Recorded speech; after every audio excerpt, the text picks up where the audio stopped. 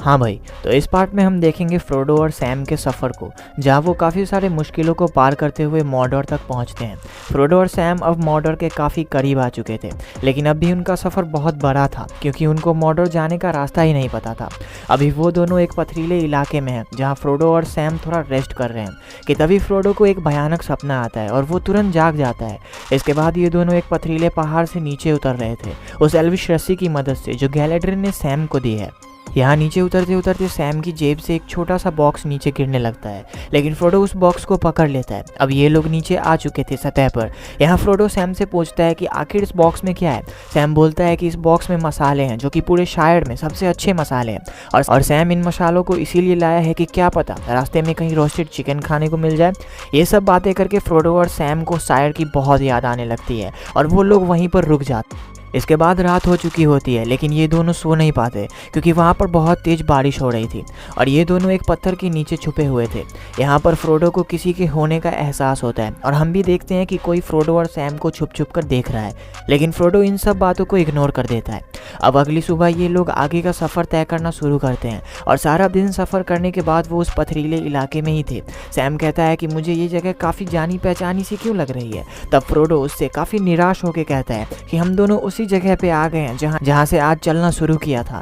यहाँ उन दोनों को एक अजीब तरह की बदबू आती है। फ्रोडो समझ जाता है कि कोई तो है जो इनका पीछा कर रहा है कि तभी फ्रोडो को एक झटका सा लगता है और वो नीचे गिर जाता है। ये झटका उस रिंग की वजह से लगी है क्योंकि वो रिंग जैसे जैसे मॉर्डोर के नज़दीक जा रही है अपने मालिक के पास, वैसे वैसे वो रिंग फ्रोडो पर फोर्स बढ़ा रही है और ज़्यादा भारी होती जा रही है। ये दोनों काफ़ी निराश हो जाते हैं क्योंकि इनके पास ना ही खाने को कुछ होता है उन एल्विश रोटियों के अलावा, ना ही इनको मॉर्डोर जाने का रास्ता पता होता। और जैसे जैसे समय बढ़ता जा रहा है वो रिंग अपनी फोर्स और बढ़ा रही है। काफ़ी रात हो चुकी थी जिस वजह से ये दोनों अब सो चुके थे, लेकिन तभी यहाँ पर एक अजीब सा क्रिएचर आता है जो इनका पीछा काफ़ी दिनों से कर रहा था। जी हाँ, ये गोलम है। गोलम यहाँ आता है और फ्रोडो से वो रिंग छीनने की कोशिश करता है, लेकिन तभी फ्रोडो और सैम उठ जाते हैं और गोलम को मारने लगते हैं। गोलम भी इस रिंग को छीनने की काफ़ी कोशिश करता है, लेकिन फ्रोडो और सैम उसे पकड़ लेते हैं। और अब हमें अगले दिन का सीन दिखाया जाता है जहां हम देखते हैं कि फ्रोडो और सैम गोलम को साथ लेकर अपना सफ़र तय कर रहे हैं। उन्होंने गोलम को उस एल्विश रस्सी से बांध दिया होता है और अपने पीछे पीछे उसे दौड़ा रहे होते हैं,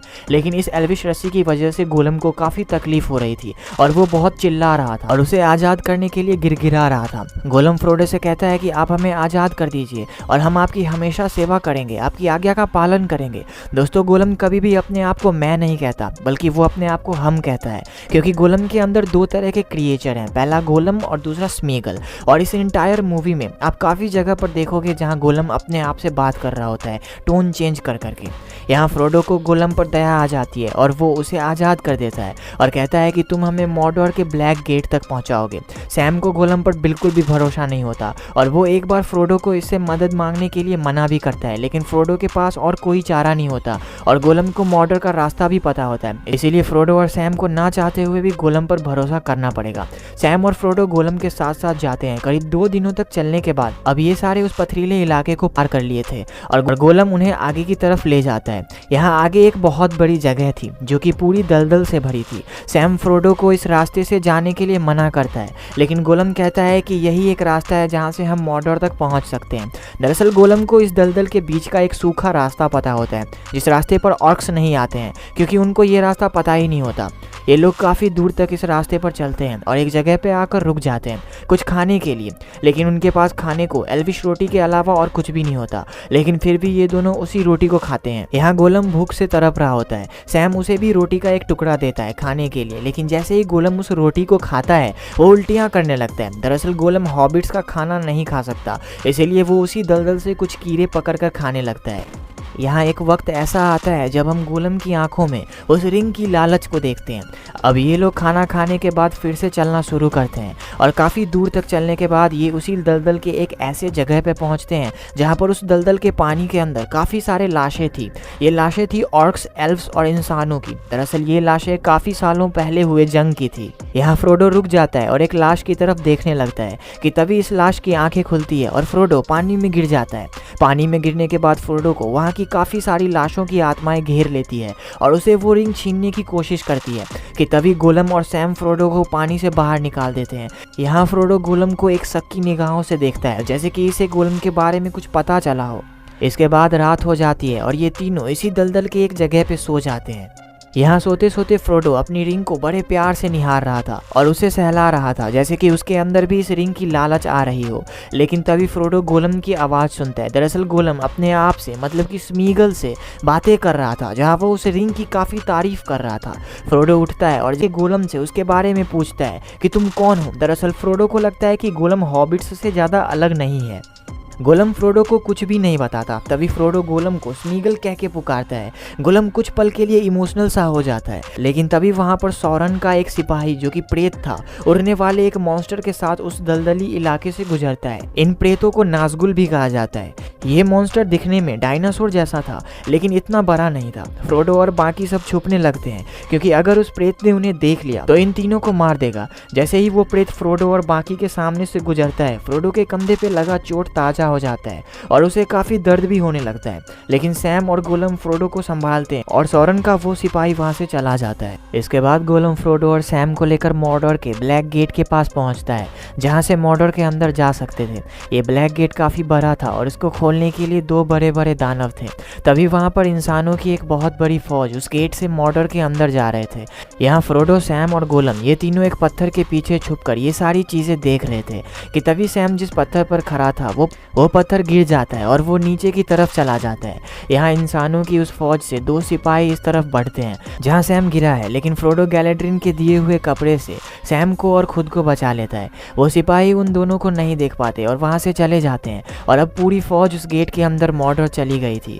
फ्रोडो और सैम भी उस गेट के अंदर जाने लगते हैं कि गोलम उन दोनों को रोक लेता है और कहता है कि आप दोनों उस गेट के अंदर चले भी गए तो नहीं बच पाओगे, क्योंकि मॉर्डोर के अंदर लाखों ऑर्क्स और इंसानों की सेना जो आपको मारकर खा जाएगी। फ्रोडो उसकी बात नहीं मानता और उस गेट के अंदर जाने लगता है। तभी गोलम फ्रोडो से कहता है कि मॉर्डोर जाने का एक और रास्ता है जो कि अंधेरे से होकर गुजरता है, जहाँ से जाने पर उनको कोई नहीं देख पाएगा। फ्रोडो गोलम से कहता है कि तुम हमें वहाँ ले जाओ। यहाँ सैम को गोलम पर बिल्कुल भी भरोसा नहीं होता। वो कहता है कि फ्रोडो ये हम दोनों को फंसा देगा, इसकी बातों पर भरोसा मत कीजिए। लेकिन फ्रोडो सैम से कहता है अब तक ये अपने वादों का पक्का रहे और आगे भी ये अपने वादों का पक्का रहेगा। इसके बाद ये लोग उस रास्ते के लिए निकल जाते हैं। रात में ये लोग एक जगह पर रुकते हैं आराम करने के लिए, जहां हम देखते हैं कि गोलम अपने अंदर के स्मीगल से बात कर रहा था। दरअसल स्मीगल एक अच्छा क्रिएचर है जो कि फ्रोडो की मदद करना चाहता है और गोलम एक बुरा क्रिएचर है जो कि फ्रोडो को मारकर उससे वो रिंग छीनना चाहता है। लेकिन स्मीगल यहाँ पर अपने अंदर के गोलम पर काबू पा लेता है और उसे वहाँ से जाने के लिए कहता है। अगली सुबह काफ़ी दूर चलने के बाद ये तीनों एक जगह पर रुकते हैं जहां फ्रोडो और सैम के बीच में गोलम को लेकर बहस छिड़ जाती है। दरअसल फ्रोडो को गोलम पर पूरा भरोसा होता है कि वो उन दोनों की मदद करेगा, लेकिन सैम को गोलम पर बिल्कुल भी भरोसा नहीं होता। यहाँ गोलम 2 खरगोश को मारकर लाता है और जिंदा ही खाने लगता है, लेकिन सैम उन दोनों खरगोशों को पकाने लगता है। इतने में फ्रोडो कोई आवाज़ सुनता है, जिससे सुनने के बाद वो जंगल की तरफ जाता है। यहाँ वो देखता है कि काफ़ी सारे इंसानों की एक सेना मॉर्डोर की तरफ जा रही है। दरअसल इन सबको सौरन ने बुलाया होता है, क्योंकि सौरन इंसानों और ऑर्क्स की एक बहुत बड़ी सेना तैयार कर रहा है। लेकिन इस सेना पर कुछ दूसरे सिपाही हमला कर देते हैं। इस हमले के दौरान वो पूरी सेना मारी जाती है। ये सब देखकर स्मीगल वहाँ से भाग जाता है, लेकिन फ्रोडो और सैम को भागने में देरी हो जाती है और उन्हें वो सिपाही पकड़ लेते हैं। इन सिपाहियों का कैप्टन फेरामीर होता है और ये लोग गोंडोर के सिपाही होते हैं। फेरामीर फ्रोडो और सैम को अपने इलाके में लेकर आता है और उनसे पूछता है कि तुम यहाँ पर क्या कर रहे थे, क्या तुम ऑर्क्स के खबरी हो? सैम कहता है कि नहीं, हम हॉबिट्स हैं, हम एक खुफिया संदेश ले जा रहे थे जो कि दुश्मन के खिलाफ है। लेकिन फेरामीर इन दोनों पर विश्वास नहीं करता और उन दोनों से उस क्रिएचर के बारे में पूछता है जो इनके साथ था। दरअसल यहाँ पर फेरामीर फ्रोडो से स्मीगल के बारे में पूछ रहा था। फ्रोडो कहता है कि हमारे साथ कोई भी नहीं था, लेकिन फेरामीर को पता होता है कि इनके साथ कोई तीसरा भी था। यहाँ बातों ही बातों में फ्रोडो बोरोमीर का जिक्र करता है और यहाँ हमें पता चलता है कि बोरोमीर फेरामीर का भाई था। फेरामीर बोरोमीर का नाम सुनकर इमोशनल हो जाता है। फेरामीर फ्रोडो से बोरोमीर के मौत की खबर कहता है। बोरोमीर के मौत की खबर सुनकर फ्रोडो चौंक जाता है। यहाँ हमें बोरोमीर के बारे में जानने को काफ़ी कुछ मिलता है। दरअसल बोरोमीर गोंडोर का सबसे साहसी और बहादुर योद्धा था। उसके पिता हमेशा उसकी तारीफ करते थे और उस पर गर्व करते थे, लेकिन उनके पिता ने कभी भी फेरामीर पर गर्व नहीं किया, बल्कि हमेशा फेरामीर को ये एहसास दिलाते रहे कि वो किसी काम का नहीं है। और यहाँ हमें पता चलता है कि बोरोमीर को उनके पिता ने ही रिवेंडल भेजा था, जहाँ एलरॉन ने मीटिंग बुलाई थी उस रिंग के लिए। बोरोमिर के पिता ने उसके अंदर रिंग की लालच भर दी थी और उससे कहा था कि वो रिंग केवल गोंडोर आनी चाहिए, और इसी वजह से हमने बोरोमिर की आंखों में हमेशा उस रिंग के लिए लालच देखी। यहाँ फेरामिर फ्रोडो के साथ छल करके स्मीगल को भी पकड़ लेता है और फिर उसके सैनिकों ने स्मीगल को बहुत मारा पीटा और उससे फ्रोडो और सैम की सच्चाई उगलवाने की कोशिश। यहाँ स्मीगल के शरीर पर फिर से गोलम आता है और ये दोनों फेरामिर के सामने ही बातें करने लगते हैं और यहाँ फेरामिर को उस रिंग के बारे में पता चलता है। वो सोचता है कि उसके पास एक अच्छा मौका है जिससे कि वो उस रिंग को फ्रोडो से छीन कर अपने पिता को सौंप देगा और उसके पिता उसकी भी तारीफ करेंगे। वो जल्दी से फ्रोडो के पास जाता है और उससे वो रिंग देने को कहता है, लेकिन तभी फेरामिर की सेना का एक आदमी वहां आता है और फेरामिर से कहता है कि गोंडोर के एक राज्य ऑसगिलियत पर सौरन की सेना ने हमला कर दिया है। फेरामिर फ्रोडो और सैम दोनों को साथ में लेकर ऑसगिलियत पहुंचता है।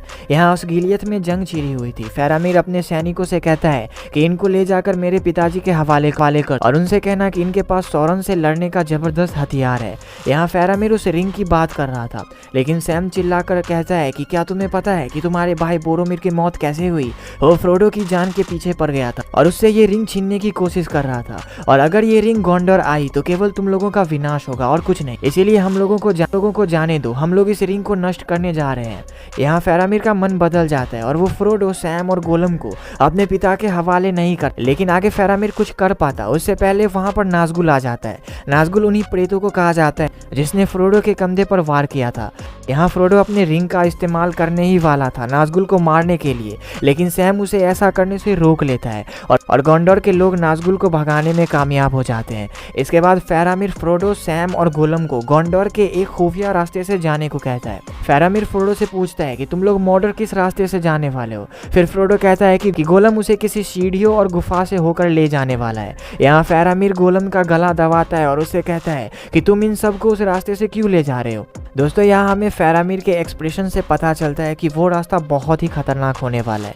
अब फेरामिर उन तीनों को वहाँ से सही सलामत मॉर्डोर के लिए आगे बढ़ने देता है।